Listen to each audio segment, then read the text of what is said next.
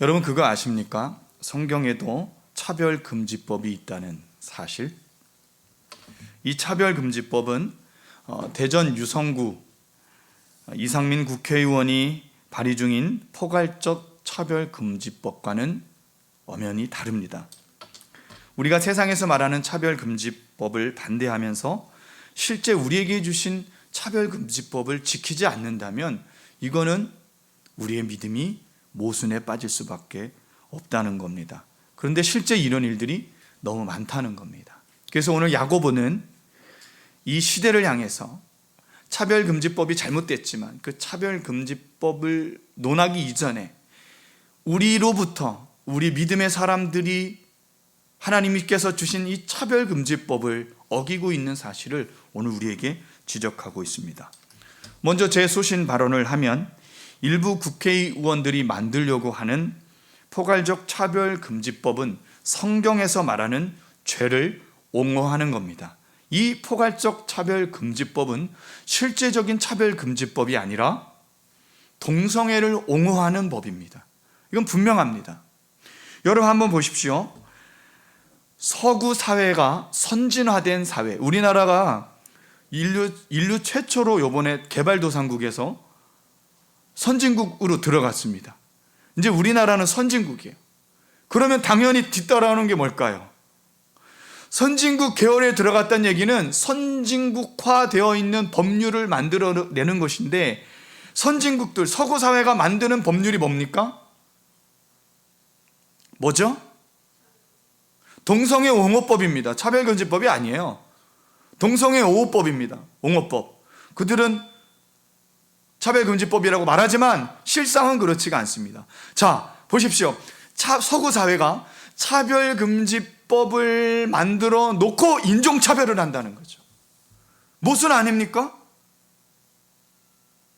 그래서 저는 이것을 차별금지법, 포괄적 차별금지법이라고 말하지 않고 동성애 옹호법이라고 말하는 겁니다. 지금 서구 사회가 인종차별이 얼마나 심합니까? 인권을 그렇게 이야기하는 사람들이 얼마나 많이 인종차별합니까? 요즘 우리가 종종 듣는 뉴스를 한번 보십시오. 동양인 노인이에요, 노인. 동양인 노인이 길을 걷고 있는데 동양인이라고 지나가다가 이 건장한 남자가 주먹으로 막 팹니다. 건강한 남자들도 그렇게 때리면 어떻게 될지 모르는데 노인을 그렇게 한다니까요. 이 차별금지법이 있는 나라에서 이게 말이 되는 겁니까? 모순이죠. 유럽 축구 시장을 한번 보십시오. 인종차별이 엄청나게 심합니다. 우리 손흥민 선수도 인종차별을 받았잖아요. 마찬가지예요. 막 눈 찍고, 동양인들 비하하려고 눈 찍고.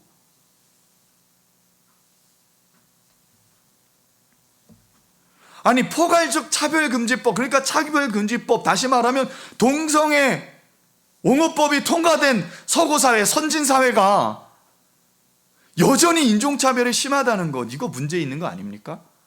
여러분, 포괄적 차별금지법은 절대 차별금지법이 아닙니다. 차별조장법이에요. 얼마나 큰 모순입니까 이게? 그러면서 선진사회라고요? 인권이라고요?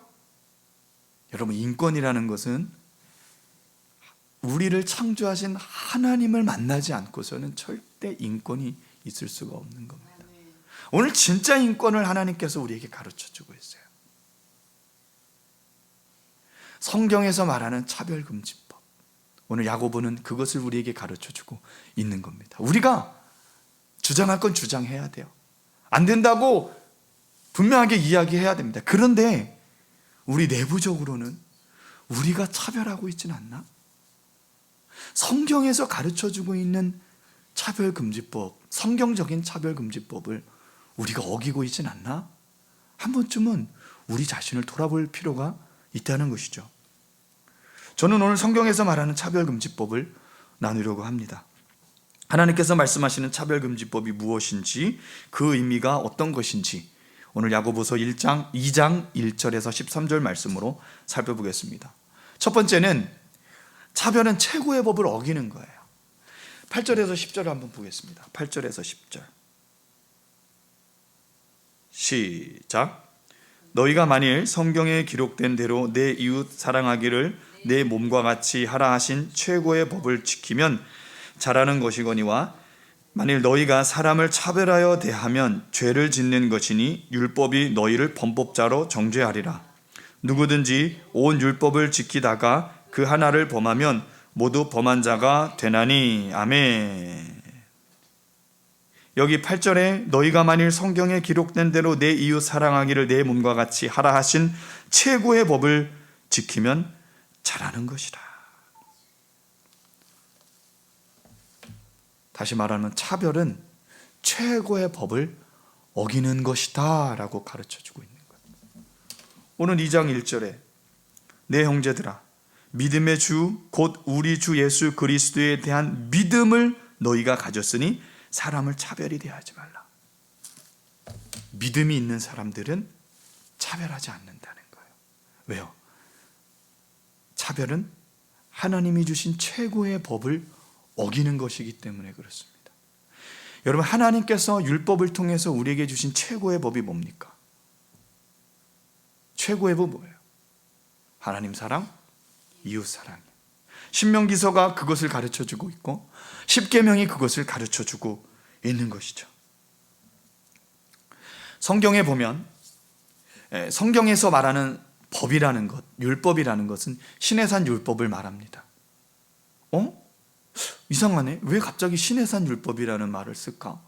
그냥 율법 아닙니까? 아닙니다. 신의 산 율법이라고 이야기해야 돼요. 왜 그러냐면 이 신의 산 율법이 토라입니다. 신의 산에서 하나님의 말씀을 받아 기록한 것이 바로 토라예요. 모세오경. 그럼 왜 제가 성경에서 말하는 법, 예수님께서 율법이라고 말한 율법은 왜 토라인지 모세오경인지 그 배경이 있습니다. 이스라엘 사람들이 하나님의 법을 떠나서 우상을 숭배하자 하나님께서 그들을 바벨론 포로 시대를 엽니다. 포로 시대 이후에 포로 귀환이 일어나죠. 그때 그 운동, 거룩한 운동을 일으킨 핵심 사람이 누구냐면 에스라예요. 에스라를 중심으로 해서 회당 중심이 바뀌고 에스라를 통해서 가르치는 교육, 그러니까 유대인 교육이 실질적으로 시작된 거예요. 토라를 가르치는 거죠. 그러다 보니까 유대교는 어디서부터 시작하냐면 저기 이스라엘, 옛날 이스라엘부터 시작되는 것이 아니라 에스라 이후부터 만들어진 게 유대교예요. 그 이야기는 무엇입니까? 토라에서 벗어나기 시작한 거예요.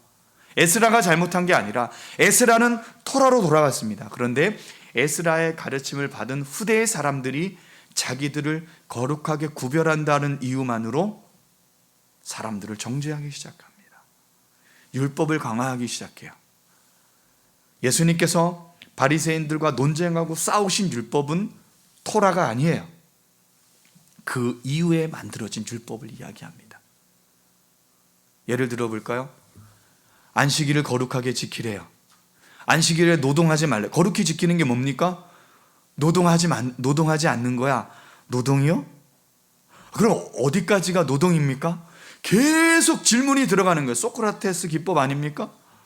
이게 소크라테스 기법이 서구 사회가 말하는 어떤 그런 논리가 모순입니다. 모순. 그런 기법으로 계속 들어가니까 나중에 어떤 일이 있습니까? 엘리베이터 그것도 누르면 노동이야. 그래서 지금 이스라엘 나라 가면요, 안식일 날요 아무것도 안 하고 가만히 서 있어야 돼요. 그러면 엘리베이터 타면 지가 알아서 움직여. 각 층에서 계속 서요. 예수님께서 그런 잘못된 부분들에 대해서 이야기하는 거예요. 그러다 보니까 이 사람들이 어떻게 합니까? 바리새파가 뭐예요? 분리하는 거예요. 구별하는 거예요. 말은 좋은데 어떻게 구별하는지 아십니까? 거룩한 사람들의 부류, 거룩하지 못한 사람들의 부류. 그때부터 나온 게 뭐냐면 이방인들은 지옥불에 뗄 겁니다. 그래서 탈무드에 보면 이런 얘기가 있습니다. 만약에 3파 애 낳을 때 받아주는 사람이죠. 만약에 산파들이 긴급한 일이 생겨서 그 아이가, 산모와 아이가 위험해서 도와주러 갈 때 만약에 이방인이라면 돕지 마라. 왜? 어차피 그 아이는 태어나도 지옥불의 땔감밖에 안 되기 때문에 신경 쓰지 마라. 이게 탈무드예요. 지금 어떻게 되고 있는 거예요? 점점 차별하고 있는 겁니다. 어떤 차별입니까? 서기관과 바리새인과 제사장들만 거룩해요. 본질이 뭡니까? 모세오경인 토라를 잃어버리고 비본질인 형식적인 율법을 만들어서 자기들을 구변시킵니다. 그래서 옷도 화려하게 만들고 자기들을 계속 분리시키는 거예요. 여러분, 분리시킨다는 건 뭐죠? 내가 깨끗하니까 너희들은 안 깨끗한 거예요. 예수님은 뭐라 그랬죠? 내가 깨끗하니 너희도 깨끗하라. 근데 바리새인들은, 그 당시 종교 지도자들은 나는 깨끗하고 너네는 더러워요. 그러니까 점점 잘못된 율법 해석이 시작됐는데, 그것이 뭐냐면 가난한 자는 하나님의 저주를 받은 사람이야. 장애인들은 하나님의 저주를 받은 사람이야. 잘못된 일들이 일어나는 거예요. 그러니까 회당이죠. 회당에서 예배할 때 돈 많고 잘 살고 권력 있는 사람들만 우대하는 거예요. 그 사람들이 누구예요? 바리새인들이에요. 바리새인들은 부자거든요. 서기관들도 마찬가지고. 그것을 오늘 지적하는 거예요. 이 자체가 뭐냐면 차별하고 있는 것이다. 차별하고 있는 것이다. 율법의 핵심은 뭐냐? 토라의 핵심은 뭐냐? 하나님 사랑, 이웃 사랑이죠. 10계명은 분명히 이것을 보여주잖아요. 1계명, 2계명, 3계명, 4계명은 하나님과의 관계, 하나님의 사랑. 5계명부터 10계명까지는 이웃과의 관계, 이웃의 사랑. 여기서 이웃은 누굽니까? 내가 아닌 타자, 타인은 모두 이웃인 거예요. 이웃인 겁니다. 이러한 삶의 모델이 되어주신 분이 누굽니까? 예수님이시죠. 마가복음 10장 45절에 보면 이렇게 말합니다. 인자가 온 것은 섬김을 받으려 온 것이 아니라 도리어 섬기려 하고 자기 목숨을 많은 사람의 대속물로 주려 함이라. 이게 예수님의 사랑이에요. 예수님은 서기관들과 바리새인들처럼 자기들을 거룩히 구별해서 차별하지 않았다는 거예요. 오히려 예수님의 삶을 보면 어떻습니까?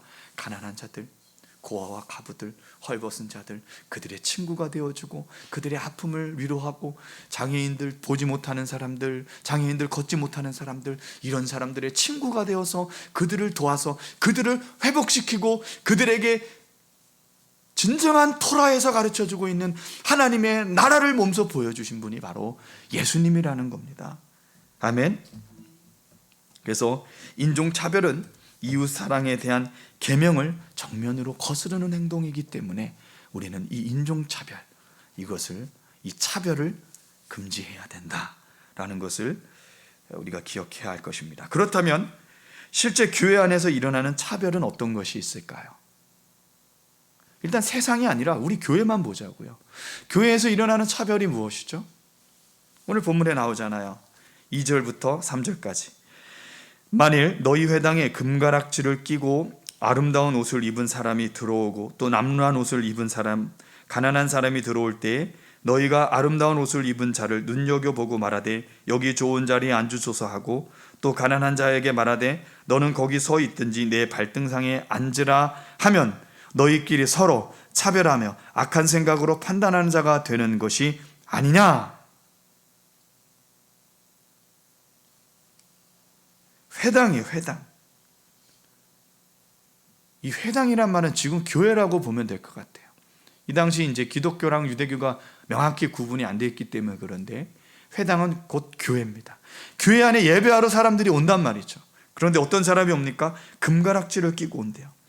여러분, 여기서 금가락지를 끼고 왜 표현을 그렇게 했을까? 꼭 금가락지를 끼고 왔대요. 금이 중요해서?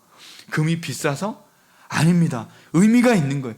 금가락지를 끼고 왔다는 것은 고대 사회, 특히 그 히랍 문화 또 로마 문화에서 금가락지를 끼고 왔다는 것은 권력이에요. 권력. 여러분, 도장이죠. 도장이 바로 반지예요. 이 권한입니다. 권한. 그래서 인장 반지로 땅 찍잖아요. 그게 이걸 가리키는 거예요. 금관악지가 예쁘게 꾸민 금관악지가 아니라고요. 권력을 가진 자가 이 법을 제정해 땅 찍으면 끝나는 거예요.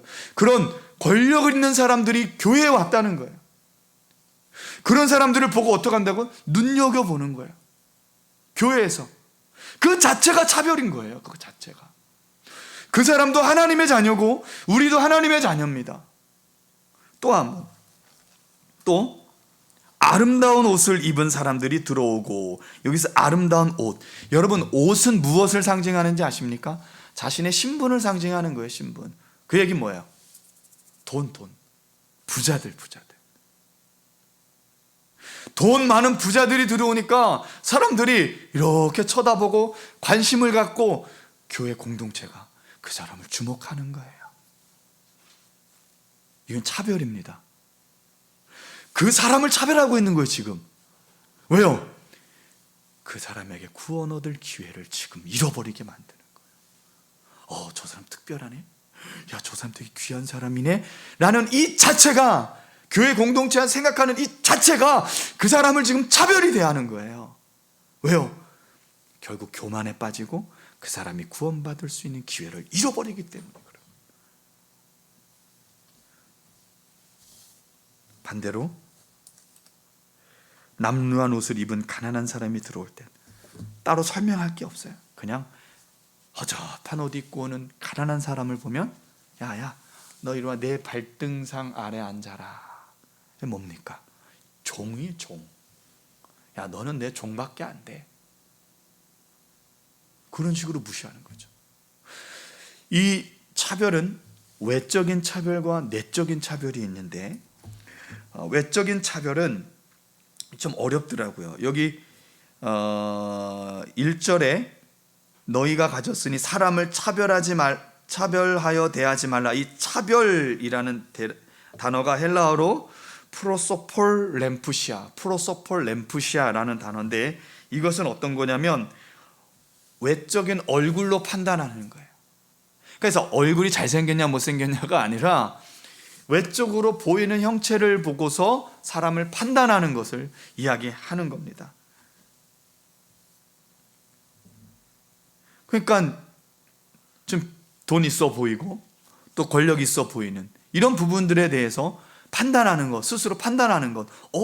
저 사람 돈 많아 보이는데, 저 사람 되게 권력 있는 것 같은데, 이거 자체가 지금 눈에 보여지는 외적인 부분으로 판단하는 자체가 지금 하나님 앞에서는 차별이다라고 말하는 겁니다. 자, 이거 한국교회 이거 명심해야 돼요. 제가 몇 군데 부교육자 생활할 때 진짜 마음 아팠던 게 있는데, 선거철 되면 국회의원들 나오고 시의원들 오잖아요. 와서 뽑아달라고. 그러면 사람들이 다 왜? 야, 시장 후보 왔어. 국회의원 후보 왔어. 사람들이 다 거기에 막 휘말려 있어. 예배가 아니에요. 그런 사람 하나 들어오면 예배에 집중을 못해요. 그리고 난 너무 당황스러운 건, 왜 예배 때 앞에 나와서 인사해요? 등록했어요? 새가족이에요? 새가족 와서 등록했으면 당연히 인사하고 축복해줘야 되는데,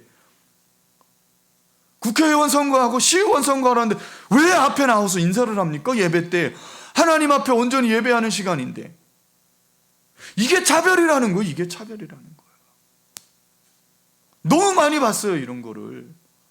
어떤 목사님들은 우리 교회 그래도 국회의원 한번 나와야지, 시의원은 한번 나와야지, 시장은 한번 나와야지. 이게 뭡니까? 그 마음에 이미 세상의 기준으로 판단하고 있는 거예요. 이것을 성경은 차별이다 라고 말하는 것이죠. 그런데 그거 아십니까? 6절에 이런 사람들에게 주목할 필요가 없다라고 이야기합니다. 이런 사람들에게 주목하는 것은 아주 바보 같은 행동이에요. 왠지 아십니까? 6절 보십시오. 너희는 도리어 가난한 자를 업신 여겼다. 없인 여겼다. 부자는 너희를 억압하며 법정으로 끌고 가지 아니하느냐. 나중에 어떤 일이 일어난지 아십니까? 권력이 있는 사람들이 교회를 핍박하기 시작하는 거예요. 선거 끝나 보십시오. 입 쓱 닫고 교회는 이용당하고.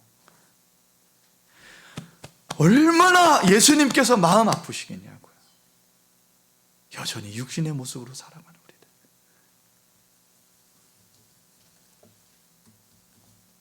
여러분, 왜 사람들이 자꾸 화려하게 꾸미는지 아십니까?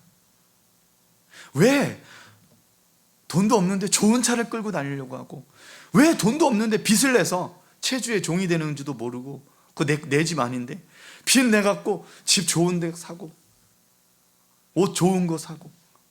속이 허하기 때문에 그래요. 속이 허하기 때문에. 왜요? 세상의 기준으로 살아가는 거예요. 세상의 기준으로. 왜요? 이렇게 되면 뭔가 자기가 있는 것 같거든. 사람들이 자기 무시하지 않는 것 같거든. 그냥 무시받아요. 왜 어때요? 우리 속이 꽉 차 있는 거 아닙니까? 속이 꽉 찬 남자 99.9. 속이 꽉 찬 남자, 속이 꽉 찬 사람. 어떤 사람이에요? 외적인 것으로 흔들리지 않는 사람이에요. 하나님은 오늘 그런 사람을 찾으시는 줄 믿습니다. 아멘. 여기서 끝이 아닙니다. 내적인 차별이 있는데 4절에 보면 너희끼리 서로 차별하며 악한 생각으로 판단하는 자가 되는 것이 아니냐. 여기서 판단이라는 단어, 이 판단이라는 단어가 디아크리노라는 말입니다. 이 디아크리노라는 말은 뭐냐면 악한 생각을 가지고 재판관이 되는 거예요. 악한 생각을 가지고 재판관이 되는 거예요. 겉으로는 친절하게 웃습니다. 아, 할렐루야, 안녕하세요, 그러면서 싹 스캔하죠. 겉으로는 친절하게 웃고 있지만 그 속은 이미 그 사람을 판단하고 있는 겁니다. 야고보는 이것을 명백한 차별이라고 말하고 있는 것이죠. 하나님의 기준에 겉과 함께 속을 보는 겁니다. 하나님은 겉으로 차별하지 않는 것처럼 행동하는 그런 모습을 보시는 게 아니에요. 우리 내면을 보시는 거예요. 그러니까 오늘 야고보가 말하는 이 차별에 대한 이야기는 외적과 내적이 있는데, 외적은 뭐라고요? 우리가 사람을 볼 때 사람들의 겉모습을 보는 것이 외적인 거야. 하나님 그걸 보지 말라는 거고, 두 번째 내적인 건 뭐냐면 그것을 보고 있는 우리들의 마음을 지금 하나님께서 주목해 보고 있다라는 걸 우리에게 가르쳐주고 있는 겁니다. 누가복음 2장 35절에 보면 예수님이, 아기 예수님에 대한 예언이 나와요. 그 예언 중에 어떤 것이 있냐면 마음의 생각을 드러내려 함이라. 예수님께서 각 사람의 마음을 드러내신대요. 우리 속을 드러내시는 거예요. 우리가 우리 마음의 서로 겉모습을 보고 내면적으로 내 안에서 이미 악한 생각으로 판단을 했다면 하나님께서 그거 다 드러내셔요. 그 의도를 다 드러내셔요. 왜요? 하나님은 우리 속을 보시는 분이에요. 겉으로 우리가 아무리 예쁘게 멋있게 단정해도 예수님 절대 그거를 보시는 분이 아니에요. 의미 없어요. 그렇다고 주일날 예배 올 때 그냥 막 머리도 이렇게 오라는 얘기가 아니라, 기본 예의는 갖추지만 그것이 중요한 게 아니라 예수님께서 보시는 건 우리 마음의 중심인 거예요. 우리가 어떤 생각, 어떤 마음으로 예배하고 어떤 삶의 태도, 어떤 삶의 태도로 사람들을 대하는가. 왜요? 교회는 사람들의 공동체이기 때문에 그래요. 어떻게 사람을 대하느냐. 겉으로 말고요. 안녕하세요, 반갑습니다, 할렐루야. 겉으로 말고요. 그 마음의 중심으로 사람들을 어떻게 보느냐. 예수님은 그것을 주목하고 계신다는 겁니다. 그래서 여러분, 신분의 차별, 이런 잘못된 차별, 가난한 자, 부한 자, 권력 있는 자, 이 모든 차별에서 여러분, 우리 모두 자유할 수가 없다는 거예요. 그래서 오늘 야고보서를 통해서 하나님은 우리의 마음을 다시 새롭게 하고 우리의 마음을 좀 돌이켜서 예수님의 마음, 예수님의 눈을 좀 가지라라고 이야기하는 겁니다. 최고의 법이 뭐라고요? 이웃 사랑하는 거예요. 이미 우리가 하나님 사랑하는 거는 이미 다 알죠. 다 하나님 사랑해서 예배 온 거예요. 그런데 하나님을 사랑하는 사람은 하나님의 마음을 가진 사람들이에요. 하나님의 마음을 가진 사람들은 이웃을 사랑하는 거. 예수님처럼 고아에게, 가부에게, 다리 저는 사람에게, 눈먼 사람들에게 가서 친구가 되어주고 그들의 필요를 섬겨주는 것. 심지어 모든 사람을 위해서 대속물로 자기 자신을 내어주는 사랑. 이것이 바로 하나님의 마음, 하나님의 눈인 것입니다. 오늘 이 놀라운 사랑이 우리 가운데 넘쳐나기를 소망합니다. 아멘. 이제 말씀을 마치도록 합니다. 한국 교회는 자기 자신의 믿음으로 천국을 만들어 놓았습니다. 잘못된 믿음이죠. 그 믿음은 이 땅에서 내가 잘되고 출세하는 것. 얼마나 좋습니까? 이 땅에서 복을 탁 받아 누리고 사는데 출세해서 권력도 갖고 돈도 갖고 내 한마디에 사람들이 움직여지고 출세했어. 고향 방문할 때 좋은 차에 내가 끄는 것도 아니라 기사 하나 딱 붙여서 탁 끌고 가고, 옛날에 그 어렸을 때 동네 친구들 야야야 너 뭐야 너 출세했네. 말이야 내가 말이야. 잘못된 믿음을 갖고 있다는 거야. 그런데 오늘 2장 1절에 이렇게 말하잖아요. 주 예수 그리스도에 대한 믿음을 너희가 가졌으니 사람을 차별하여 대하지 말라. 하나님이 우리에게 주시는 것은 그런 잘못된 믿음이 아닌 거예요. 하나님께서 우리에게 주시는 믿음은 사람을 업신 여기지 마라. 더 나아가서 이웃을 사랑해라 라고 우리에게 가르쳐주고 있는 것입니다. 오늘 말씀은 이 땅에서 우리가 어떻게 모두가 누리는 천국을 만들 수 있을까에 관심을 갖고 있습니다. 우리 13절 말씀을 읽어보겠습니다. 13절. 이 13절이 결론입니다. 결론. 13절 함께 읽겠습니다. 시작. 긍휼을 행하지 아니하는 자에게는 긍휼 없는 심판이 있으리라. 긍휼은 심판을 이기고 자랑하느니라. 여러분, 심판을 이기는 힘이 어디에 있다고요? 긍휼에. 하나님께서 우리를 긍휼히 여겨주셨잖아요. 그러니까 우리도 사람들을 긍휼히 여기는 거예요. 여러분, 사랑은 긍휼입니다. 아멘. 이것이 뭐를 견딘다고요? 뭐를 이긴다고요? 심판을 이긴다고. 누구 앞에서 자랑하는 겁니까? 하나님 앞에서. 자랑할 게 없지만 자랑한다고 표현한 이유는 뭐예요? 하나님 앞에서 내가 하나님의 마음을 가지고 하나님이 나를 긍휼히 여겨주셔서 내가 사람들을 긍휼히 여겼습니다. 어느 날 하나님 앞에 설 때 얼마나 기쁠까? 이러한 삶을 살고 난 다음에 얼마나 감격일까? 우리가 이런 상상을 해보게 되는 것입니다. 이 문장 자체가 현재 시제로 되어 있어요. 13절이. 재밌죠? 이 긍휼에 대한 이야기가 현재 시제로 되어 있다고요. 그 이야기는 뭡니까? 훗날 내가 조금 더 훈련해서 긍휼을 가질 거야. 그때 되면 되겠지. 그게 아니에요. 지금 여기서 즉시 하나님께 순종하는 거예요. 하나님의 긍휼, 내가 이미 긍휼을 받았잖아요. 그럼 내 안에 긍휼이 있는 거예요. 왜요? 내가 긍휼을 받지 않았는데 어떻게 긍휼을 합니까?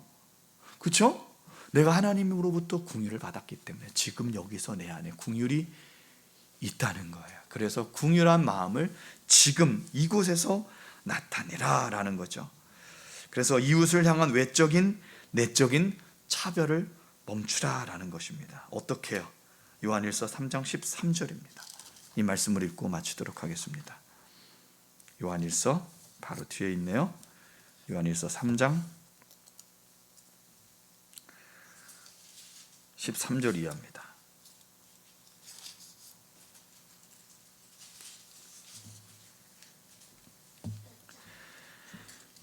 (3장 13절부터) 제가 읽겠습니다. 여러분 한번 들어보세요.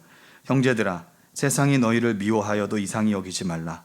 우리는 형제를 사랑함으로 사망에서 옮겨 생명으로 들어간 줄을 알거니와 사랑하지 아니하는 자는 사망에 머물러 있느니라.